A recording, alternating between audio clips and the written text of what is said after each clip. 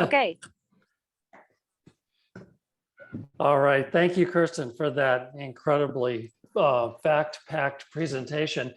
I learned a lot actually with it and enjoyed it very much. I'll start out with the first question here, and then please others raise your hands.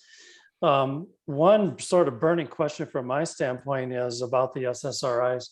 Can a person who's on Zoloft for say 40 years or more get tolerant to it after a time? Do you have to continue to raise the dose? What's your experience with long-term SSRIs? Sometimes, but not always. A lot of times what we kind of say is the dose that gets you well keeps you well. And so oftentimes we'll see people on Zoloft, Prozac, not often as often Paxil, because I just don't use Paxil as much. But we'll see them on those medications for years. What usually changes for me is something in their life. Or something with their metabolism where we have to change the medication, or something with the interaction with another drug where it's likely that the steady state level of the drug just is lower. But some people will say, yes, it's not working as well for me. Usually at that point, what I'll do is I'll start digging into what else is going on in their life, or what new medications, new things, new diagnoses. But oftentimes there are people that maintain on their steady levels of Prozac or Zoloft for a long time and do well. And so, yes, it can happen, but it can also not happen if that's not a straightforward answer. Okay, thank you. You're Kelly. welcome. Thanks for the talk. I find at times when I'm assessing suicide risk that there, at least a fair subset of our population, there's a lot of sensitivity in talking about inquiring about firearms and advising about removal of firearms. If you have any practical tips on how to get around some of that challenge, I would appreciate that. Yeah, that's a good question. Super difficult, especially in our state, because there's so much right to bear. Now, where I trained, if you ever ended up with a mental health hold, you lost your right to bear a firearm. And so that was a little bit, obviously not on this side of the country, but a little bit more strict. And so my tips are, I always ask if there is a firearm in the home, I call someone or enable some help if I have it. If there's a social worker on our floor, to make sure that I call and say, hey, they've got a firearm and we need to make sure that no one has access to it. It's locked. The ammunition's separate. And that sometimes we get law enforcement involved. If we need to, if they're acutely suicidal, I don't send them home until I do have law enforcement involved. It can be tough. The patients feel that's tough on them, but I try and tell them, listen, it's just because I care about you, and I need to make sure that you're okay when you go home too. Thank you very much. Catherine. Yeah, I seen quite a few more cases of serotonin syndrome in the hospital, and it seems like in addition to just the classic ones with hyperthermia and clonus, it seems like there's a spectrum and more patients on multiple serotonergic agents, and then they may get on tramadol or they come in the hospital, get some Zofran or get dehydrated. I'm just wondering, what are your kind of red flags in the outpatient setting, or that might kind of heighten your suspicion, and how do you handle that when they're starting to get on multiple drugs? Yeah, absolutely. You're right. Tramadol is a big one. And I always ask them to limit as much as they can the use of that. If there's anything else we can use outside of tramadol, because there's a high chance.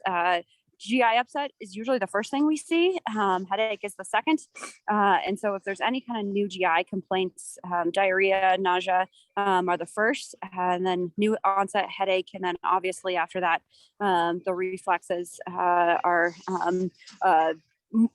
significant factor. And at that point, they're probably already in the throes of serotonin syndrome, and we got to stop whatever the offending agents are, or at least decrease the doses. Sometimes I'll decrease their doses of antidepressants for a time if they have to be on tramadol or something. And we talk a lot about what are some other options you can do for pain control. A lot of times, yeah, obviously there's not a lot, but if there are any other non-tramadol type or non-serotonergic options, can we try that? Obviously not going to the opiates, but what can we try that's going to be beneficial likely for their physical sense, and then that flows into their emotional sense too. If we're doing anything active, can we get them feeling better? Great, thank you. Thanks, Kirsten. And we have one more hand raised from Dr. Priscilla Bate.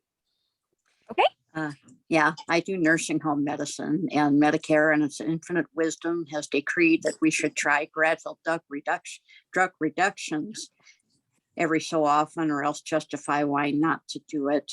Sometimes we find that elderly people do tolerate a lower dose just fine, maybe because their dose had been increased in response to an acute event, or maybe their metabolism has changed.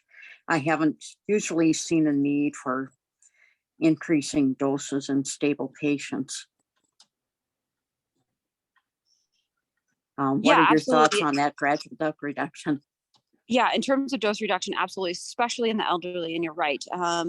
As they age, they're losing their muscle mass and body fat. And a lot of our psychiatric medications are lipophilic. The antidepressants, the serotonin agents are particularly lipophilic, but some of the antipsychotics are as well. And so as they lose some of that fat and their fat cells, then yes, the steady state levels change. And so we need to try dose reductions if we can. Mostly what they're talking about as far as the quote unquote required dose reductions are the atypicals, just to try and get the patients off anything that is sedative because of the fall risk with them. And so the atypicals and the long-term cardiac events and the black box warnings that come with those atypicals, that's the big push, is to try and decrease those doses. And I think that if they have been stable, a 6 months time period is reasonable. With the antidepressants, what we say is if there's a year, 12 full months of remission of depression, then we can absolutely try a dose reduction, and sometimes even a trial of being off the medication. Very good. Thank you so much for those pearls of wisdom. Any other parting questions here or dangling thoughts before we turn it back over to Rob?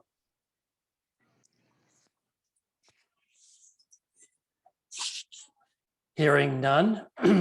Thank you very much, Kirsten. That was an excellent presentation, and I learned a lot. So that was wonderful. Rob? Yep, you're welcome. Back to you.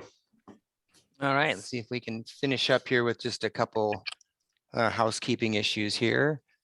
See if I can check all my messages real quick.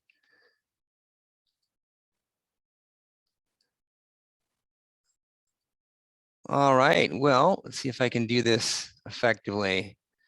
Can you see my screen here as we finish up here? Well, this is one of our things we'll finish up with here. Oops, I should probably make sure I stop the recording here.